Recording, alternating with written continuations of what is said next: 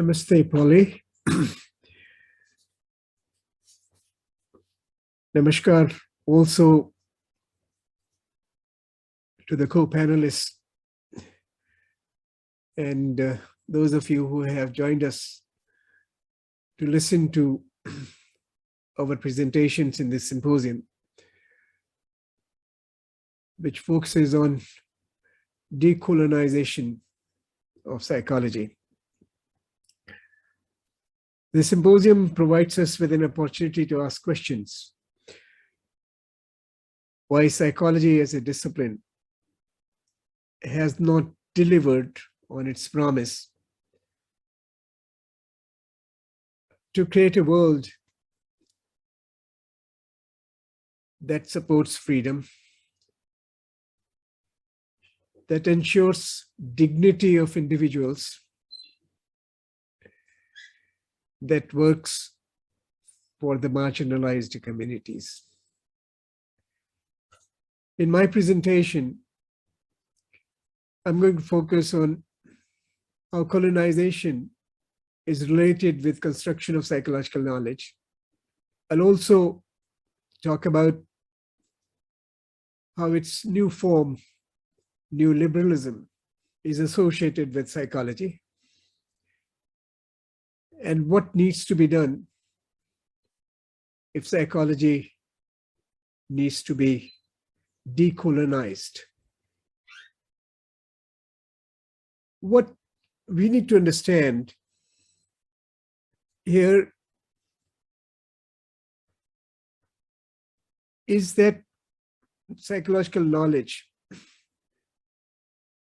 which we're talking about, has been influenced largely by the context in which it grew.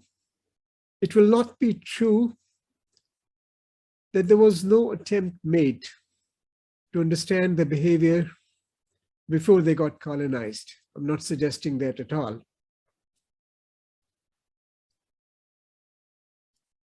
But something changed when the colonizers came. Colonizers came with a purpose.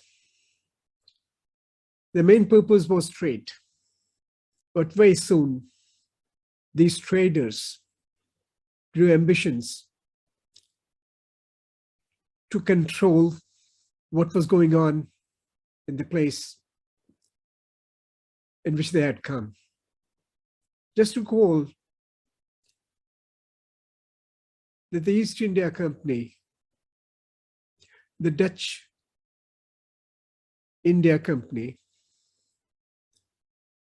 Dutch East India Company, the French East India Company, they came to India, and the main reason for doing that was that they wanted to engage in trade.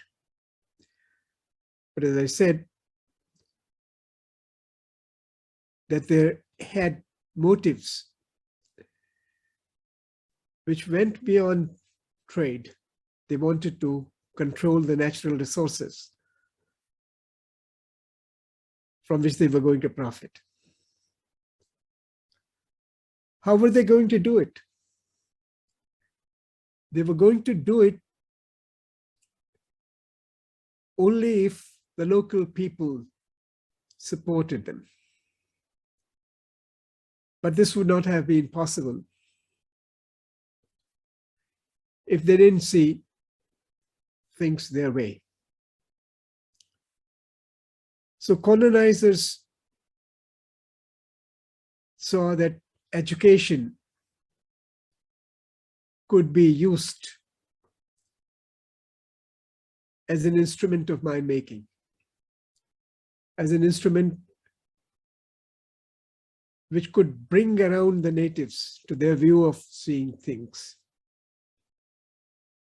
In 1835, the British East India Company set up a committee headed by Macaulay. And the idea was to examine whether European education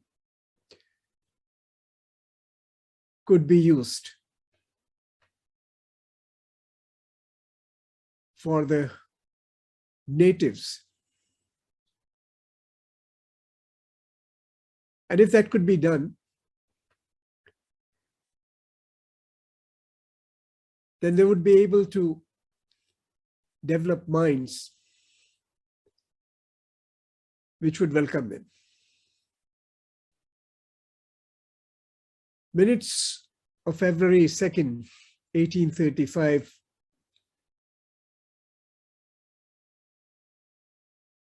very clearly bear this out. These minutes read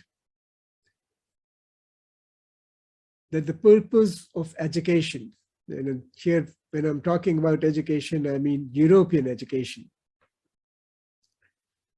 was to form a class who may be interpreters between us and the millions whom we govern.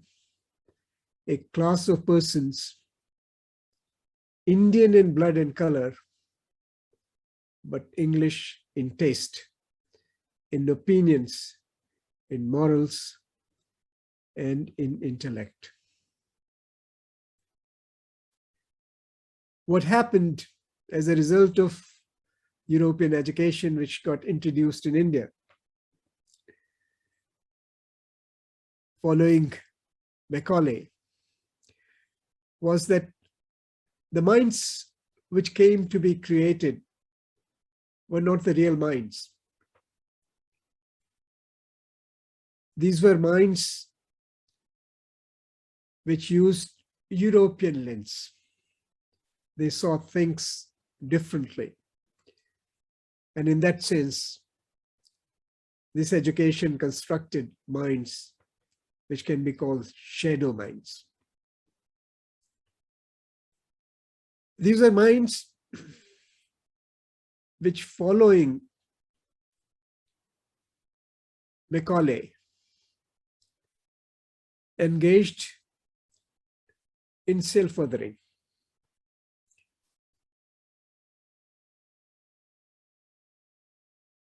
This was required because if they did not do that, they will not be motivated to undergo the kind of education which was being provided to them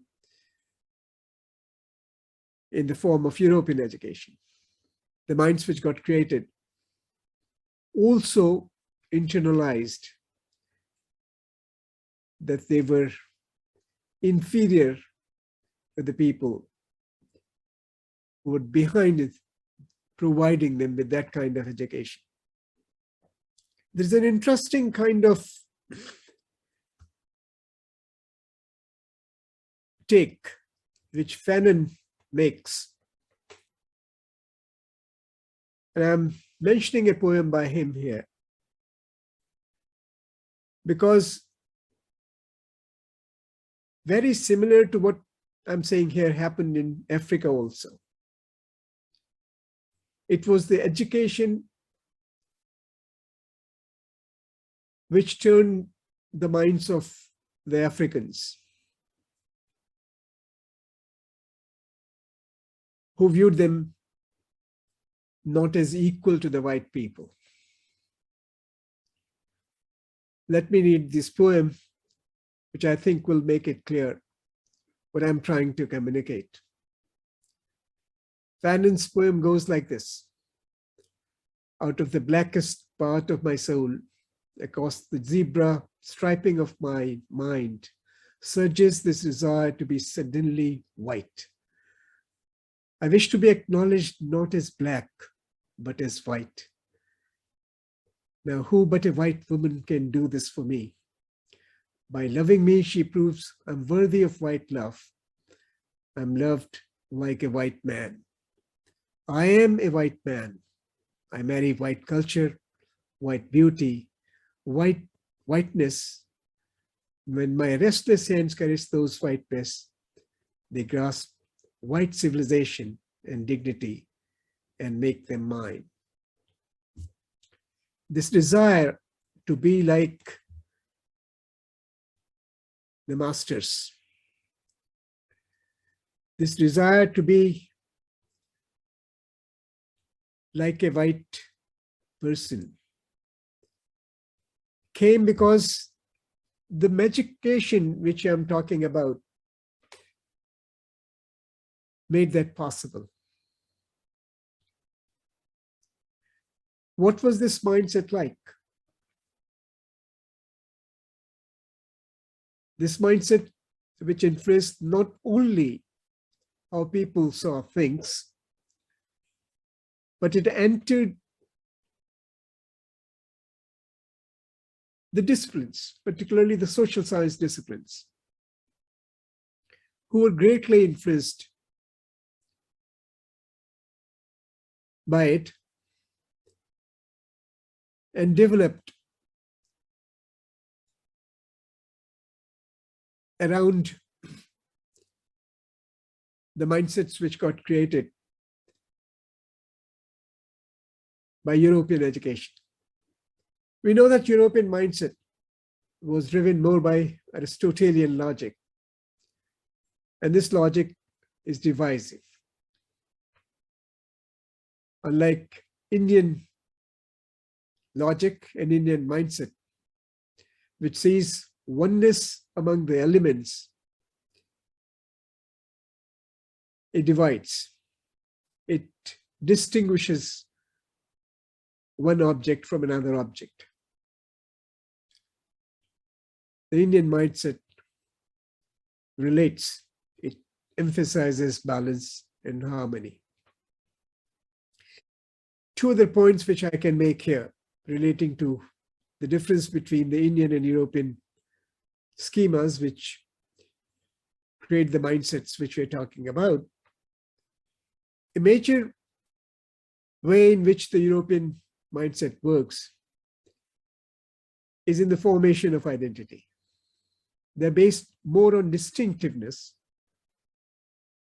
Now, this is different in case of Indians. Indians make use of relationality. They go more by similarity. Another thing which has influenced the mindsets of Europeans and Indians, and which has also influenced the development of social sciences, particularly, that Europeans look for a single truth.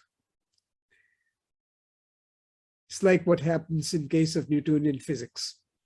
Indians, on the contrary, are comfortable with multiple truths. Now, this we see happening in case of psychology all the time. The approach which you find the researchers take in understanding behavior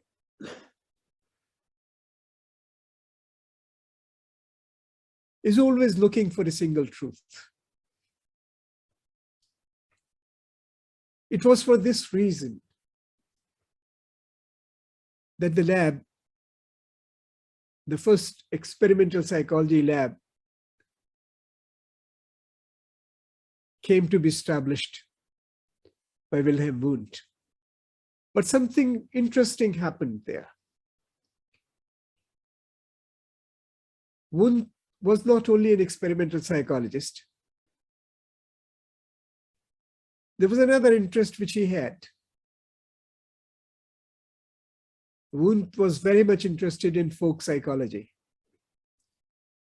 And very often psychologists forget that he was the one who argued for introspection as a method which should be used by psychologists. So what happened very quickly after the lab was established? That introspection was rejected as a method. And mind and consciousness were considered as subjects which philosophers could pursue, but they could never become the subjects which psychologists should study. Their preference was to study behavior. And if behavior was to be studied, it could be studied only through observations. Now, we all know how the dominant model of psychology developed, how the hypothetico-deductive approach became the primary approach in research. But psychology also got influenced by another kind of logic. It was a logic of efficiency. And this logic of efficiency was something that came to them, or that was dictated to them by the industrial work organizations, which supported idiographic approaches.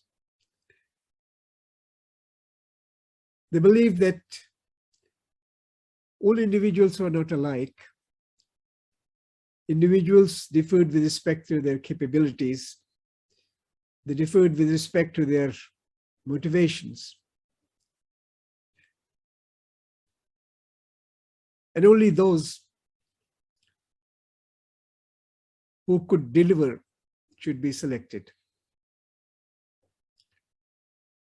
So the model of man, which was visualized by psychologists working for these organizations, was one which tried to assess what kind of people would fit what kind of work.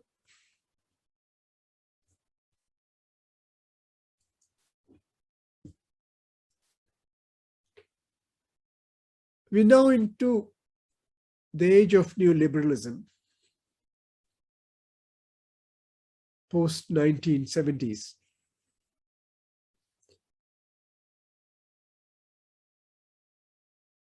In 1990 or around 1990, the Dunkel draft was approved, under which globalization gathered steam. And WTO came to be established, which had members who could engage in free trade.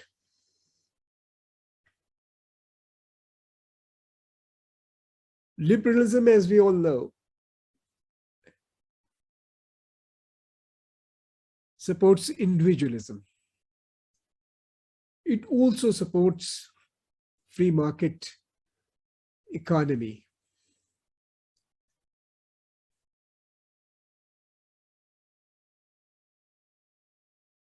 What I think I want to say here is that neoliberalism did not happen just like that.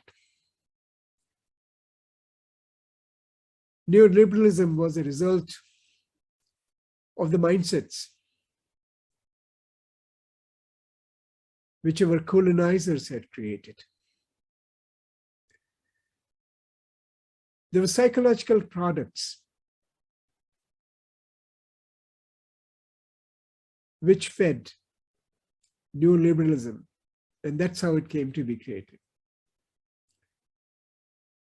Adams, Hazel Marcus, and some others have asked a very interesting question.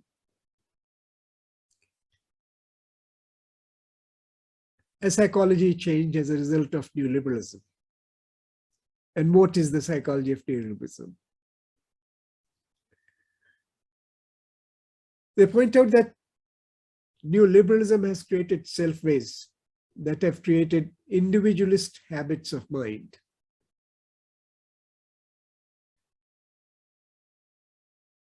This is something which one can understand because neoliberalism promotes individualism in the name of freedom. This sense of freedom, which neoliberalism supports, leads to relational mobility. You move from one relation to another relation very quickly. Relations are not permanent. Another thing which happens is the development of an entrepreneurial self, which again is a very interesting phenomenon. It's an interesting phenomenon in the sense that we all know about self-esteem. But in this particular case,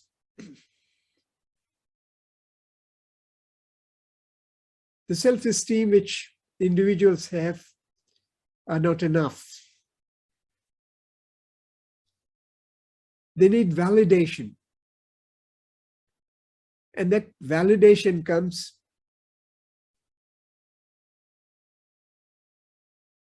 when you can sell yourself as a brand, when you can promote yourself as a brand.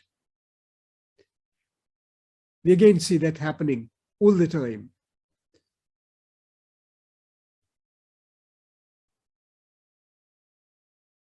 These days, be it in India, or the developing societies, or in the developed societies.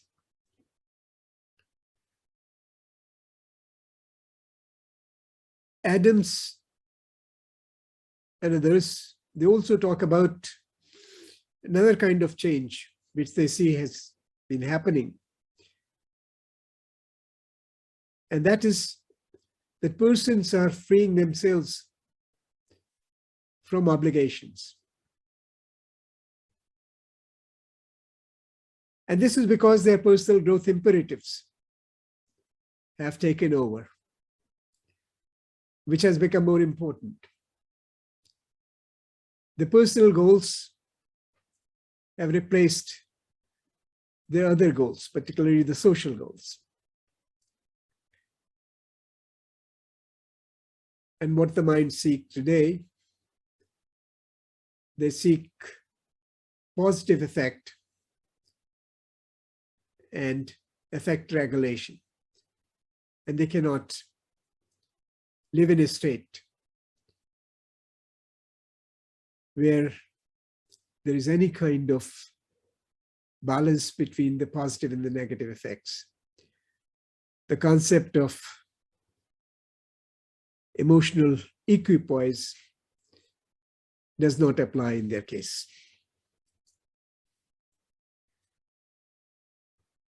Finally, if psychology needs to be decolonized, and I have in mind decolonization of psychology not only in India, I'm talking about decolonization of psychology everywhere, particularly in the developing societies. The following things need to happen.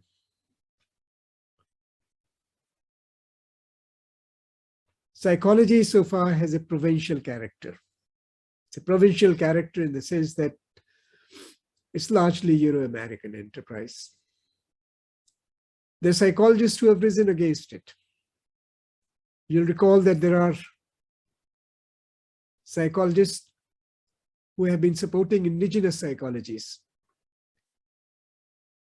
Enriquez in Philippines is someone who has written a lot about it. There are other psychologists who've been talking about drawing from their religion, drawing from their ancient textbooks, what they think is valuable for understanding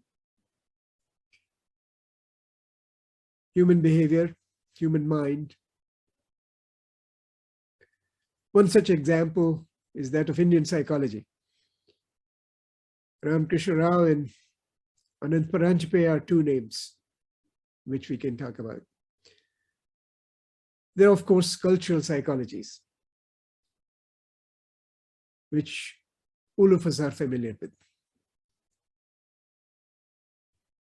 I want to point out that decolonization does not mean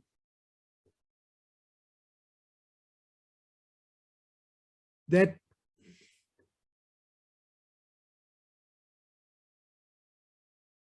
the provincial character of psychology, which is of one particular kind, should be replaced by other kinds of provincial psychologies. If that happens, our knowledge will be very, very limited.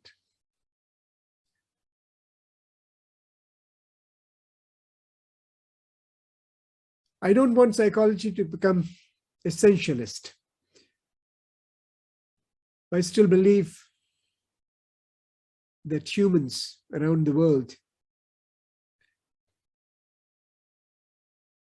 need to be understood within their context. And